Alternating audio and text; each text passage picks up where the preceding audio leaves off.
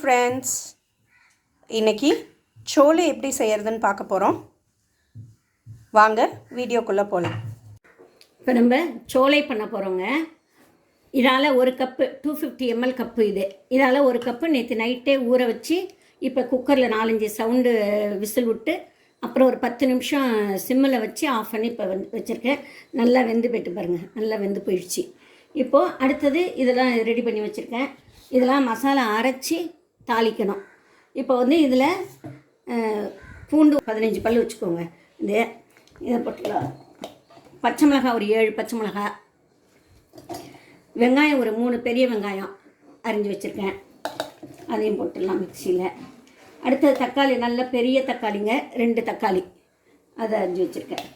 எல்லாத்தையும் போட்டு நல்லா அரைச்சிக்கணும் மிக்சியில். இது இஞ்சி அரைக்க வேண்டாம், தாளிக்கும் போது அப்படியே வதக்கிக்க வேண்டியது தான். இஞ்சி எவ்வளோ போட்டிருக்கீங்கம்மா? இஞ்சி ஒரு இன்ச்சு அளவுக்கு.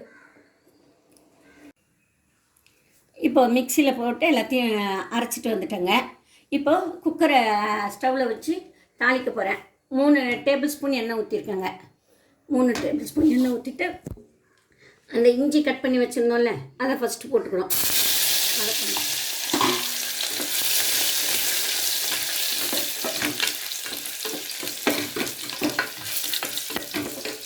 அடுத்தது இந்த அரைச்சதை போடணுங்க.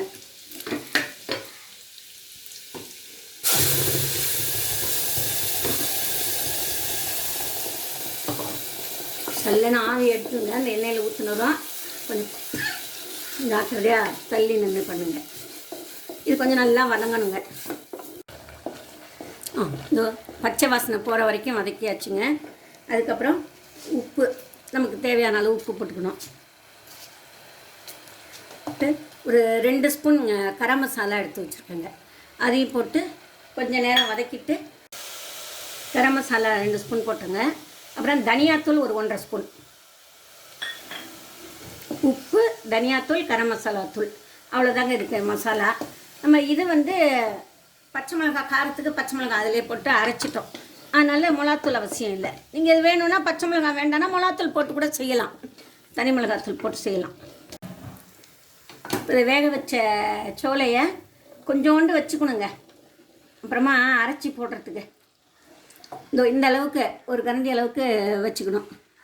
வச்சுட்டு இது மிக்சியில் விப்பரில் ஒரே ஒரு சுற்று போட்டு அதுக்கப்புறம் இதில் போடணும். எதுக்குன்னா இது தனியாக கிரேவி தனியாக சுண்டல் தனியாக இருக்கும். இதை கொஞ்சம் ஒரு சுற்றி போட்டோன்னா கொஞ்சம் சேர்ந்த மாதிரி இருக்கும். அதுக்காக தான் அது மாதிரி பண்ணுறது. கொஞ்சோண்டு கடலை வச்சுருந்தேன் இல்லைங்களா, அதை மிக்சியில் போட்டு விப்பரில் 1-2 அரைச்சிட்டு அதிலே போட்டுற வேண்டியது தான்.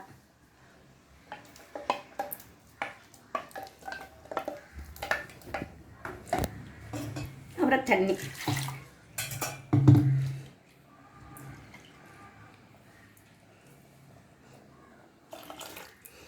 ஒரு 1.5 கப்பு 2 கப்பு கிட்ட ஊற்றணுங்க. நம்ம அந்த கன்சிஸ்டன்சி எவ்வளோ வேணுமோ அதுக்கு தகுந்த மாதிரி ஊற்றிக்கணும். தண்ணியெலாம் ஊற்றிட்டேங்க. அந்த மிக்சியில் அடித்ததையும் ஊற்றிட்டேன். தண்ணியும் ஒரு 2-2.5 கப்பு கிட்ட ஊற்றிருக்கேன். இதை இப்படியே குக்கரில் வச்சு ஒரு சவுண்டு 2 சவுண்டு விட்டு ஆஃப் பண்ணிட வேண்டியதான். ஆஃப் பண்ணிவிட்டு கொத்தமல்லி போட்டுடலாம். இதை நீங்கள் பாத்திரத்தில் கூட செய்யலாம். நான் எதுக்கு குக்கரில் செய்கிறேன்னா சீக்கிரம் அந்த மசாலா வாசனையெல்லாம் போயிடும், சீக்கிரம் சவுண்டு வந்துடும். ஏன்னா வெந்த சுண்டல் தான், நீங்கள் தனியாக கூட பண்ணலாம். நமக்கு வேலை சீக்கிரம் முடிஞ்சிருமேன்னு சொல்லிவிட்டு நான் இந்த மாதிரி பண்ணுறேங்க. இப்போது நம்ம குக்கரை ஆஃப் பண்ணிவிட்டு ஸ்டீம் ரிலீஸ் ஆனதுக்கப்புறம் சோலை எடுத்து ஒரு சர்விங் பவுலில் வச்சுட்டோம். மேலே கொத்தமல்லி பொடியாக கட் பண்ணி கார்னிஷ் பண்ணியிருக்கேன். என்ன ஃப்ரெண்ட்ஸ், சோலை எப்படி பண்ணுறதுன்னு பார்த்துருப்பீங்க. ரொம்பவே சிம்பிளான ரெசிபி தான். நீங்களும் இதை வீட்டில் ட்ரை பண்ணி பார்த்துட்டு உங்கள் ஃபீட்பேக் என் கமெண்ட் செக்ஷனில் போடுங்க. Please do like, share and comment on all my videos, and also do subscribe to my channel. Meet you in my next video. Till then, take care and bye-bye.